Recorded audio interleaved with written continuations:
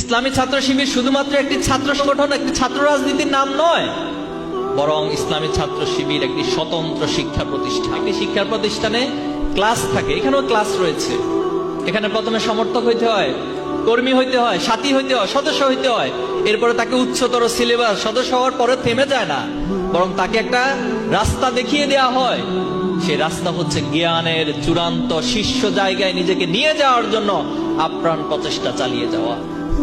সেই রাস্তা মানে হচ্ছে সিরাতুল মুস্তাকিমের পথে নিজের জ্ঞান আমলকে সমৃদ্ধ থেকে সমৃদ্ধ এবং এটার একটা উচ্চতর মানে নিজেকে পৌঁছে নেয়া।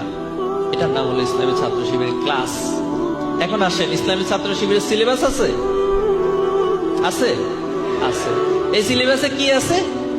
এই সিলেবাসে একজন ছাত্রকে তার এই দুনিয়ার শ্রেষ্ঠত্ব অর্জন করার জন্য রব্বানা আতিনা ফিদ দুনিয়া হাসানা, এই দুনিয়ার কল্যাণ অর্জনের জন্য যা কিছু প্রয়োজন, যা কিছু জানা প্রয়োজন, তার ইতিহাস জানা প্রয়োজন, ইতিহাস আছে। তার ভূগোল জানা প্রয়োজন, ভূগোল আছে। তার অর্থনীতি জানা প্রয়োজন, অর্থনীতি আছে। তার সায়েন্স জানা প্রয়োজন, সায়েন্স আছে। তার শিল্পকলা সাহিত্য জানা প্রয়োজন, এখানে সমাহার রয়েছে। প্রিয় ভাই, এরপর এখানে ক্লাসের ব্যবস্থা আছে, আছে, আছে। কি ক্লাস?